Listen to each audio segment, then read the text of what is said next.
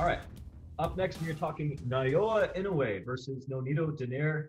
Two fantastic fighters, one old, one young. Naoya Inoue, or the Monster, as he's called, and he deserves the nickname, is a three-weight world champion and currently a unified bantamweight world champion. He's held belts at flyweight, junior bantamweight, and now bantamweight. Nonito Donaire is a four-weight class world champion from flyweight up to featherweight. He's had a very, very long career, a lot of impressive knockouts. The fight we're talking about was part of a tournament, and these guys met at the very end, at the conclusion of the tournament for the last fight, and everyone was just expecting Inoue to walk through Donaire easily. Donaire is kind of like the old master, and this was supposed to be in the mindset of everyone, kind of like passing the torch.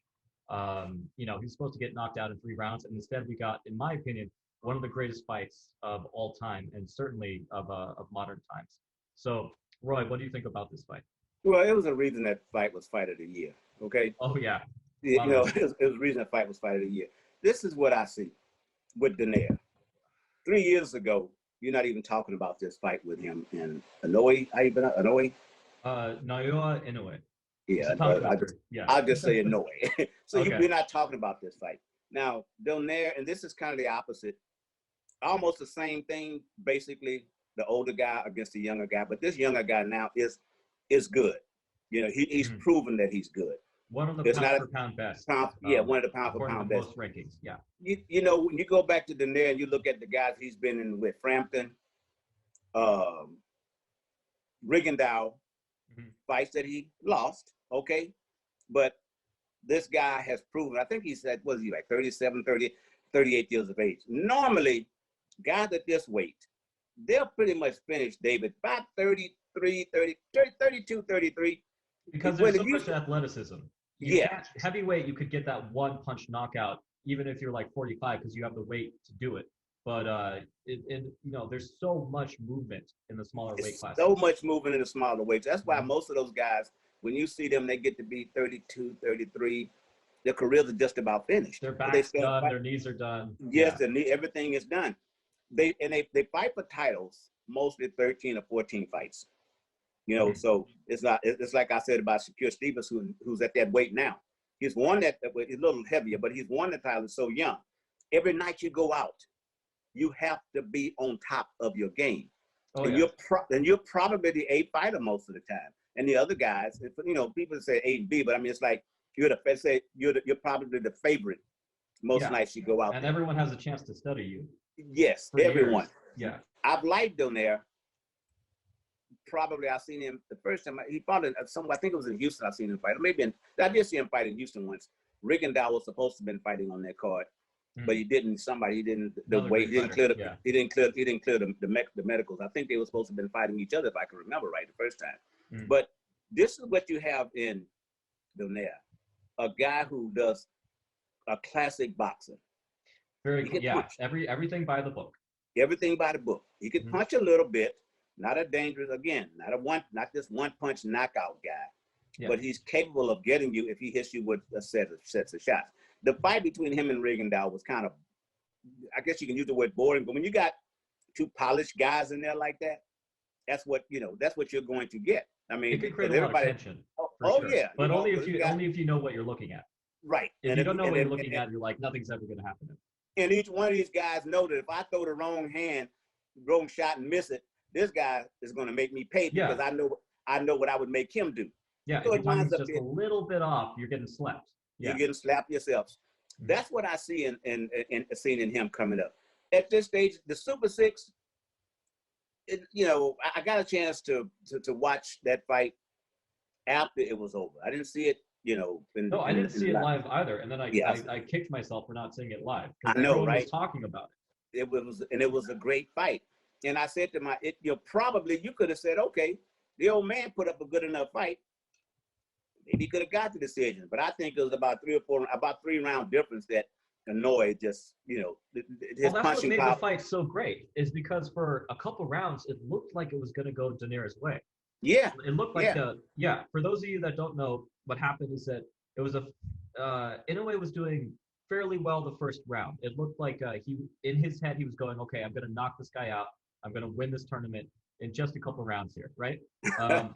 But even the first round, there were some punches that kind of like surprised him a little bit, because Inoue really likes to lunge in deep from long range. He'll just step so far in, and that limits your reach to go to the opponent's head. But when you do that deep lunge, even though that limits the reach to the head, it extends the reach to the body. And so he likes to come in, and then the guy just has a normal guard. He'll find that little crack on the bottom. Spot. Yep, and then a jab and a cross, and then after that he'll what you're always talking about. You need to close the door, right? So he'll hook out of it. Donaire though started from like the first round. Inoue would come in with that deep lunge, and here was the first guy you ever see really punishing him for it. Everyone else is so scared, just like, oh, I gotta drop my hands, oh, I gotta get out of the way. And then Donaire's just like, I've been doing this for however many 20 years, and then 20 years, just hooks them to the body every time. And so there's already like a little hint there, but then I guess Inoue didn't get the hint because he decided the best thing to do with Donaire was in the second round was just like stand right next to him, and then not even care too much about defense. And it was when he was hooking, he made, I think he did this. I'm pretty sure because I rewatched the fight last night. But he dropped his guarding hand, which is the most amateur mistake you could possibly make. Like that's how little he thought of Donaire, I guess. And Donaire just hit him with the perfect. Made him pay for it. Perfect shot. Yeah, made him pay for that. Bad. Yep. Cut him so bad. And that's really, I thought, and I wonder sometimes, had that fight been here in the States with that cut. You think it might have been ended? I think it might have been ended. Like a situation with the war where they tell him, you got one more round. You got one more round. That, and if you don't do it, I'm going to stop it. The little guy, what is he? He went from flyweight, bantamweight, and super featherweight or something like that. What was he? I forget exactly all the 3 titles he had. Talking about Donaire or Inoue? No. Yeah, Inoue. Oh, I think he's had 3.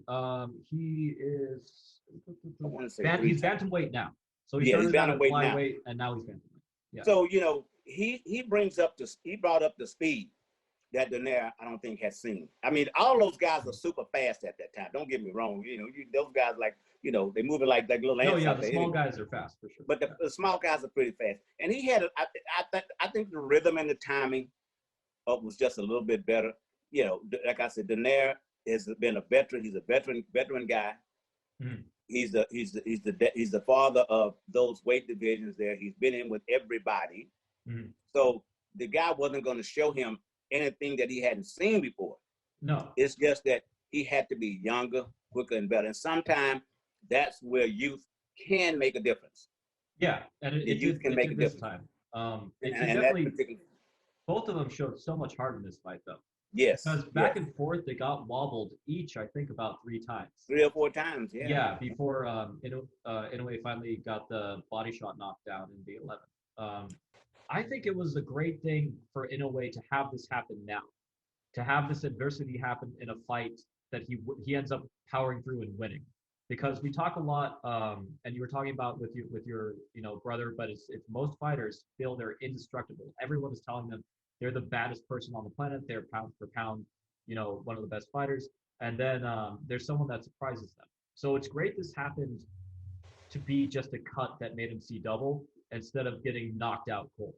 And hopefully from now on, he'll be a little bit more aware that this can happen and not start dropping his hands against legends. That's not a good idea.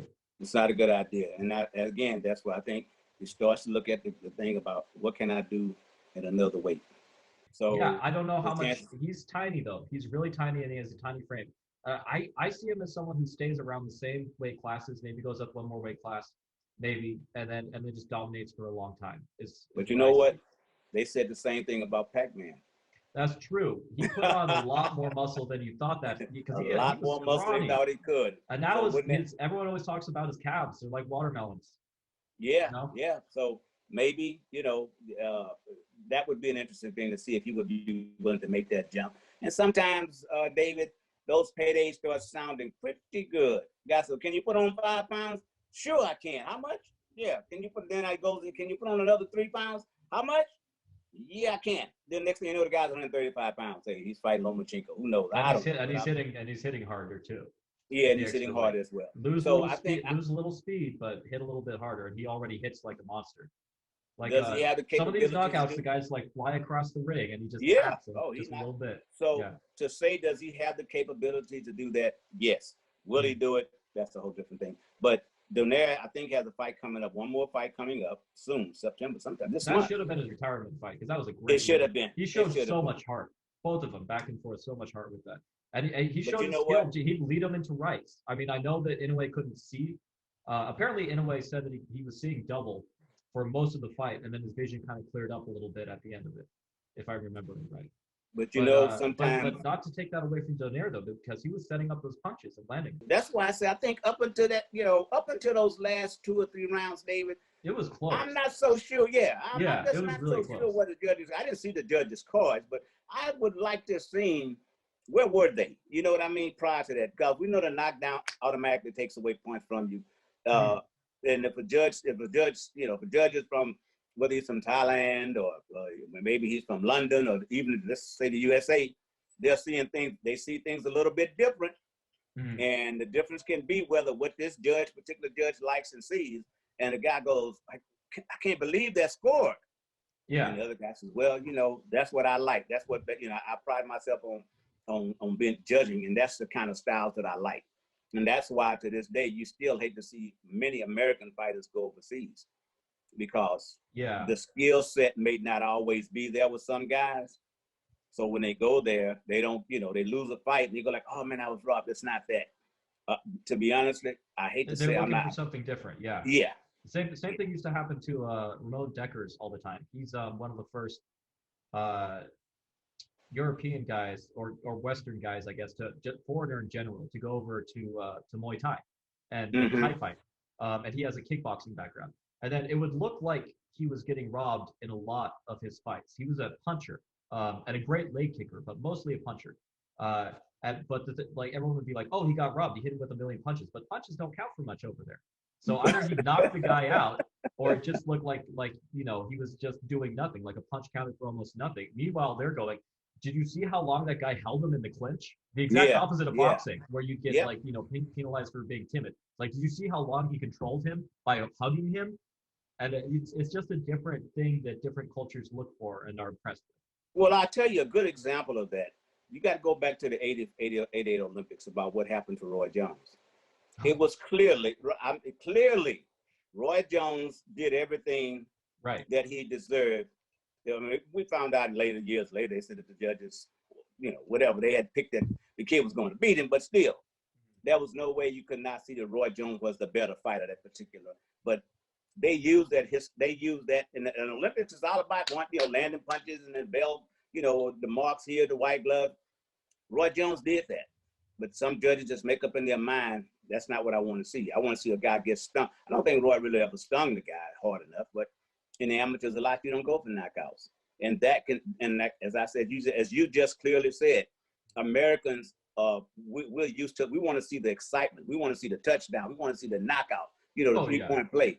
Over there, a lot of times they are just impressed more, at least, especially in the smaller weights, with the skills than they are with a guy just coming in big bruises. I mean, Mike Tyson, they look for that, maybe guys like that, the heavyweight guys. But in general, they want to go over and they want to see the boxing clearly.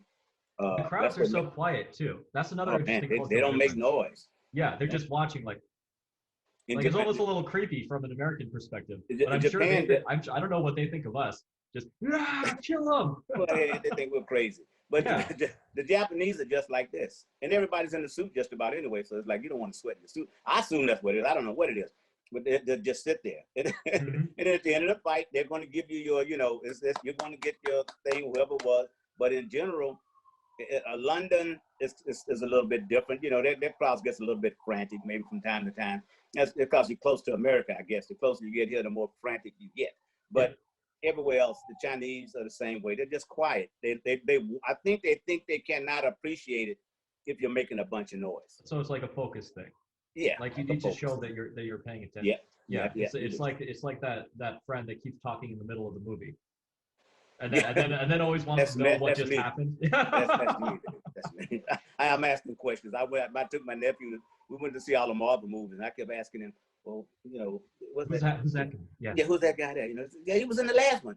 I didn't see the last Well, one. that's So. excusable if you haven't seen the last one. I'm talking about someone who's like they turn and then they're talking to like the other friend about like, oh yeah, did you catch the last season of this and this, and then they turn back and want to know what happened. It's like, screw you, you pay attention. I'm not, But but you know, but that's the appreciation for the sport, and mhm. I think as boxing has become more global, we're going to start to see those fans maybe, because with now when you the lighter weight divisions, guys like Donaire, the Mhm. Rigondeaux, the Lomachenkos, you know, Inoue, what's the The other guy? internet's helping to really popularize Yes, not just yes. boxing, but all the combat sports.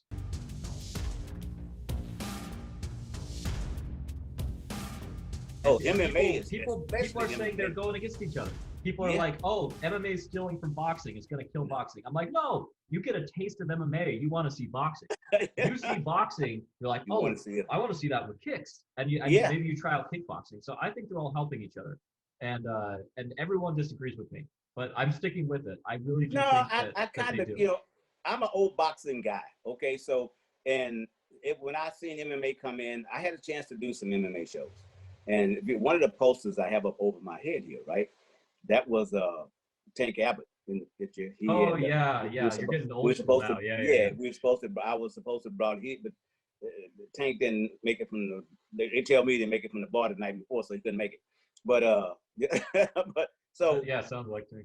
but I got a chance to see this at its purest form. You know, these guys, the Chinese fighters, they came in with a different mentality. You know, theirs were to seek and destroy. Mhm. The American fighters wanted to be a little bit more stylish, you know, turn into a boxing match. Mhm. But the guys like, no, that's not what because I'm not faster than you. You know, and they knew that most of them, they didn't have the skill, but they knew they had the striking, which bring you know, which in talking about the Acosta and I have a hard time with the guy's last name, but you know, and when we, Adesanya. Yeah, yeah. when we talk about them, you know, who's the better striker, who's the better, you know, physically strength guy. I think with MMA, and ever since McGregor and Mayweather, I Mhm. think that interest from now on will always be MMA versus boxer, who would win, who can win.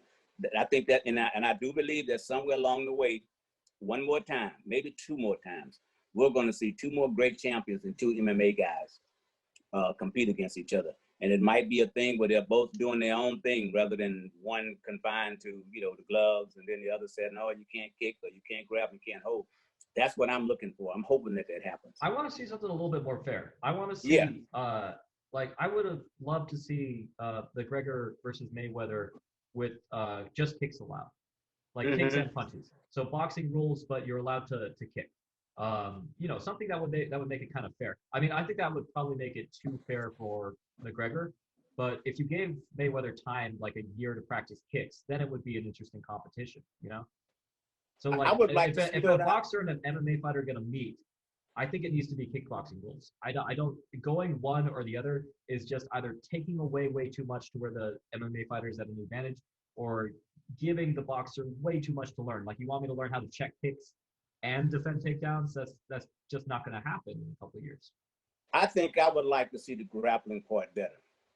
Really? Because, yeah, you know why? Like Because like an LA versus Inoue?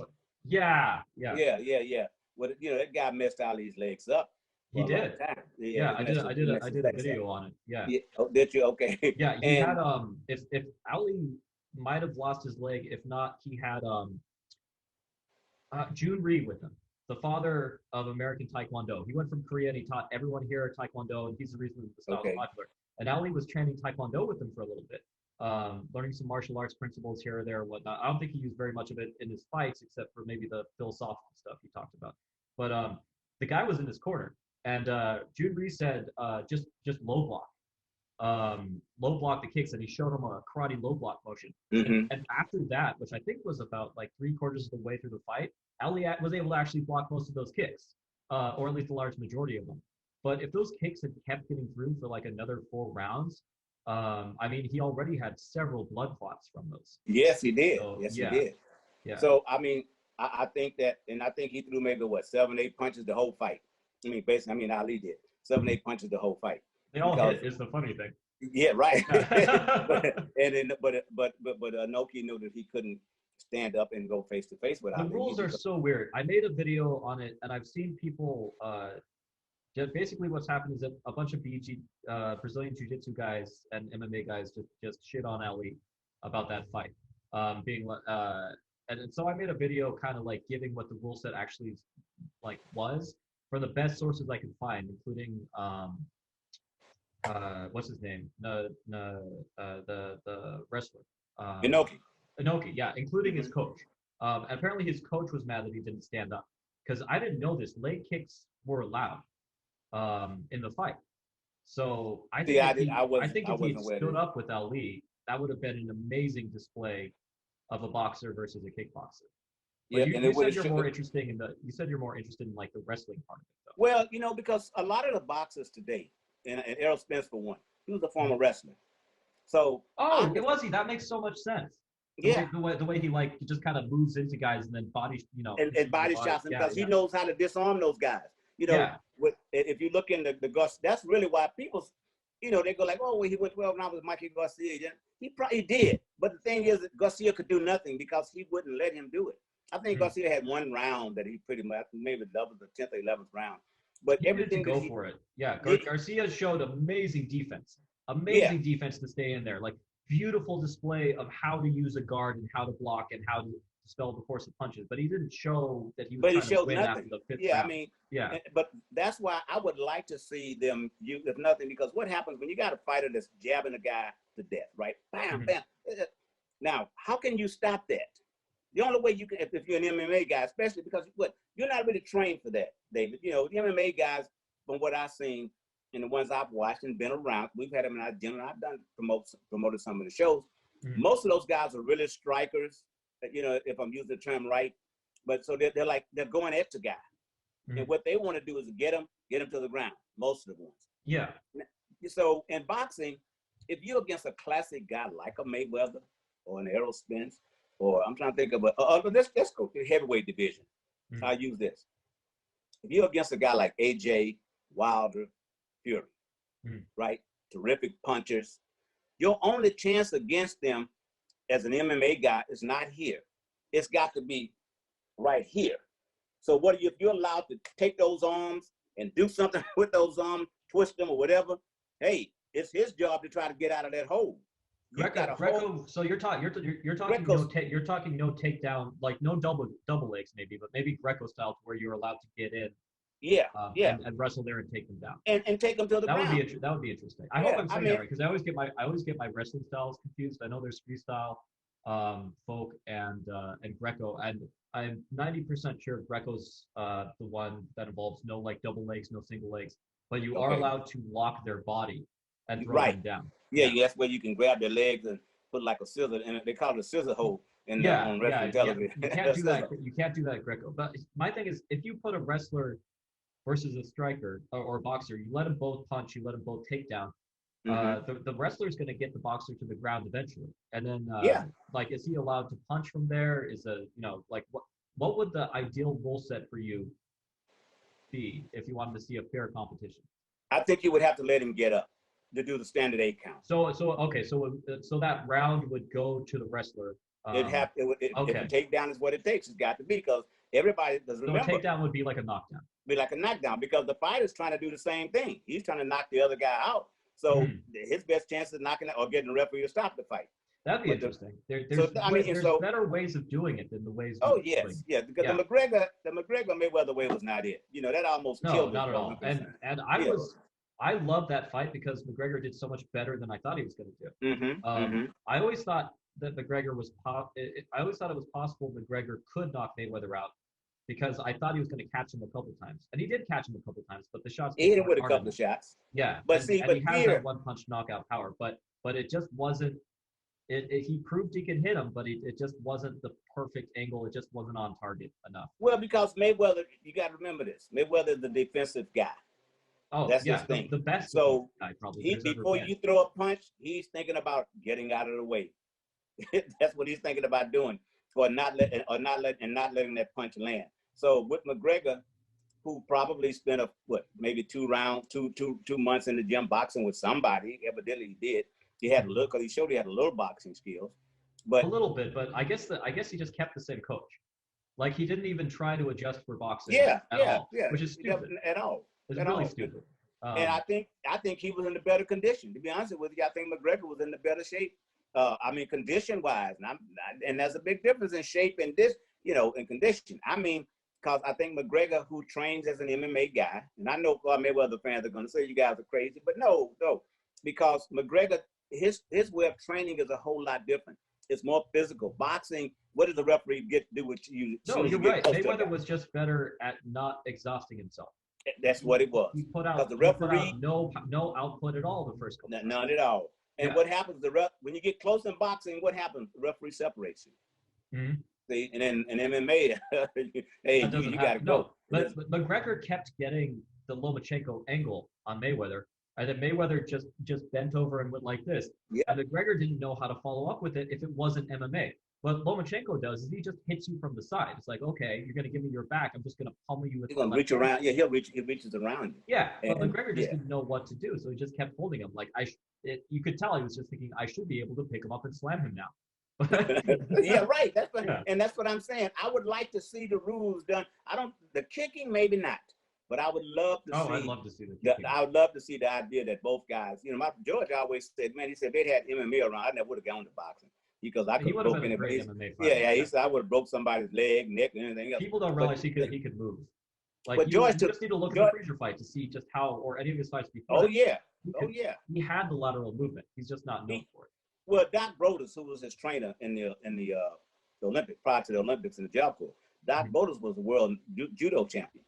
So he taught George judo moves. Oh, no way. Yeah. So that's why if you notice, George had a habit of doing this with guys, knocking down, guys' hands, boom, boom, that hurts. No, I cover that in a few of my videos. Yeah, your videos, right. So we learned that from the judo guy? Yeah, from the judo guy. And Doc Brodus was shorter than me, but he was the toughest guy in the world you ever seen, man. He was a former military guy. Crazy. Tough guys, I took a couple judo classes once, and I really wanted to continue. The takedowns are so different. But they're starting to use them in MMA. You're seeing a lot more judo takedowns in MMA now because guys are really realizing, like, it's hard to get a single leg. It's hard to get a double leg. It's not so hard to work your way into a clinch, kind of like what you were talking about. And once you're in that clinch, then all the judo throws become far more applicable. I mean, you don't have the shirts on or anything, so it's harder to grab a hold of, the lapel or whatever the hell. But there are ways to modify it. And ways to do it that have been working really well for a few people. I think we'll see it. I really do. I think it's just going to take the two big fighters. There has to be two big enough fighters. Who would you like to see? Like wrestling versus, let's say you allow takedowns, like you said, and it counts as a knockdown. Who would you like to see right now, MMA versus boxing? John Jones, you're talking about. John Jones. And now that he's a light heavyweight, even though he's going back down, I'd like to see maybe Canelo. Are they around the same weight? I think Jones is 167, 60 something. I think so. The thing is, MMA weight classes are really weird. It's a little different. You have featherweights that are like 6 feet tall. And they're, wow. Everyone moves up. Canelo possibly beat Kovalev at 174. Right. So I mean that's possible. I think Jones is around 200, but I'm not sure. Is that what he is? Because I think heavyweight. He looks is lean. Light heavyweight. Yeah, he's really lean. He might be able to make it. But I think heavyweight is light heavyweight in MMA. If I remember correctly. Well, in that case, I'd like to see Jones and Tyson Fury. Yeah, that would be amazing. I mean, Jones is moving up to heavyweight now. John Jones is moving up to heavyweight. So here you go. Yeah, I would like to see GSP versus Canelo. That'd be interesting. Do you know? Do you know GSP? No, I don't know GSP now. Oh, okay. He's one of the best of all times. He actually used the jab a lot to draw a jab and then transition to wrestling. He was one of the first complete mixed martial artists in the fact that he was able to use everything. Taught by Freddie Roach. Freddie Roach taught him his jab. Okay. And was actually in his corner for his last fight a couple of years ago. So GSP came back to fight the current champion. And the Bisping is his name. So he came back to fight Bisping, right? And then he's doing what he always does. He jabs and then he throws the right. And so, or he goes for a takedown. And so Bisping started catching on to the jab and started throwing his right hand. So then Freddie Roach tells him in the corner, he's like, so he's countering your jab with his right hand. So when he throws the right hand, I want you to duck under and throw the left hook. And then GSP comes out there and actually does it and knocks him down, gets on top of him and chokes him out. It was one of the cleanest examples of a coach winning a fight for a fighter that I've ever seen in my life. You know, when you say that, and the reason I said this about Ortiz was because his name was Tito Ortiz was his ring name.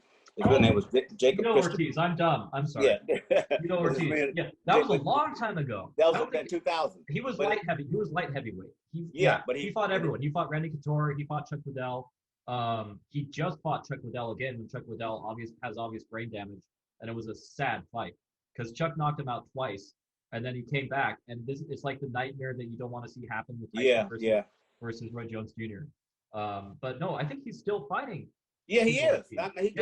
He came, and it's funny because Ken Shamrock were good friends of mine, and they started the cage. Oh, no doubt, really. Yeah. Those guys got. They were too early. Everyone should know their names, and no one does. Yeah, the Shamrock brothers, man. Ken and oh boy, he would come into Atlantic City and do when I was doing my television show at the time on Comcast. So he was a good friend of mine, and he always wanted to get a boxer and a cage fighter together. That was one of the things he wanted. But at that time, when it first started, a lot of states didn't want to commission it. Yeah, commission it, right? I think New Jersey may have been the first state, if I can remember correctly, to hold an MMA fight, a sanctioned MMA cage fight here in the United States. I think because they were doing them basically. They didn't know they could do it safely, basically. Yeah. And because they were doing them illegally, like in North Carolina, South Carolina. You know, guy puts a cage in the backyard in the somewhere, get a wire fence and just put it. And people would pay to go see it because it was a wild exhibition of physical athleticism between two guys that either one guy was real good shape or the other guy was like this, and you know, he drank beer a lot, but he was tough as nails. And then the tiny guy would knock out the big guy, or the fat guy would knock out the steroid guy. You're like, what the hell's going on here? So I mean, so it's not even that it's new. It's just that it took so long for it to get here. Yeah, Mayweather and McGregor opened up the door. The monies that they made, so the promoters have to realize that, hey, it can be a fan favorite. I just think you have to do more than one. Honestly, you know that James Toney tried it, right? James Toney. Yeah. But he did it. Really bad idea. He went against the champion of the time. I think he was still champion. He went against Randy Couture, and it was full MMA rules. So Couture could do whatever he wanted. You know, punch, kick, takedown. And then once he took him to the ground, he didn't need to let him up or anything like that. So here's James Toney, like one of the best boxers ever. Like, and just, you know, I think Couture went for like a really low single leg or something, just took his ankle. Like that's it. He just leaped across the floor, took his ankle, and then he never got back up again, if I remember. Well, see, James Toney, if you know James, he's a street guy. Street tough guy who came to boxing, right? Really that street tough guy. So he probably thought, you know, look, hell, I just tough it out. Yeah, I can tough it out. Not really. It's like Riddick Bowe goes over there and gets kicked in the ankles. The guy kicks Riddick Bowe in the ankles when he tried the Muay Thai, and the guy kicks him. I didn't know Riddick Bowe tried. Yeah, Riddick Bowe tried, and the guy kicked him on the ankle. Man, I think it fight went 1 minute. Did he at least train for it first? Like, did he train probably, Muay Thai guys? Probably not. They, you know, even what's my guy named Ray Mercer. Ray Mercer even had one of the fight. I think Ray fought the guy. I think he died. The guy that was so popular for a while. He died recently with the beard. They were promoting him like crazy. I forget. It'll come back to me in a minute. But what was it? The big guy. He was an African American guy. Big guy. Played football, and I think he died about 2 years ago. But they were starting to build him up in. Maybe a little longer than that. But they were starting to build him up in MMA. Mm-hmm. And I think that was right before he was scheduled to fight Brock Lesnar. And I think I know who you're talking about. Yeah, he was champ for a while. I'm forgetting his name. And he got hurt. And this guy steps in with Brock and beats Brock like in 3 minutes or something. I don't know. Brock tapped out. Brock had to learn the game as well. No, yeah, and he has a legitimate wrestling background. Not a lot of people don't know that. Yeah, like he wasn't just a I hate they call it pro wrestler, but he wasn't just a pro wrestler. He wasn't just the fake kind of wrestler. But he found out that I think he won the Olympics or got a bronze. He did. He won the gold medal in the Olympics. Gold medal. Okay, yeah. And then he and Mark Henry, I think both won the titles that year. Mark Henry won the super heavyweight, but I think Brock decided WWA it paid more money. And it was a little bit safer. You know, and this MMA stuff is for real. So he tapped out. He had built him up on television. CBS broadcasters built up a big fight. Supposed to have been a big fight, but you know, Brock just wasn't there. Now I think he's a little bit more polished and everything. Now I think he tried to come back. No, he learned how to strike and set up his takedowns and all that. Yeah, so interesting. But that would be my take on what I would like to see. And I think if it started McGregor and Mayweather was fine, but I think the only thing missing now and that's missing is to get the heavyweights to try and do it. It's going to be a lot of money regardless. Mm-hmm. The problem is, you know, who wants to be the one? Does the MMA guy, big guy, wants to lose to Fury, or does Fury wants to lose? See, now egos come into play, like it always does. Mm-hmm. And when you got a crossover sport like these two guys are, I don't know. But you know, we know that there's a big enough market for MMA and boxing to make something like that happen. But it's interesting. That's something that we can, you know, maybe somebody will see this broadcast and go like, great idea. You know? Yeah, let's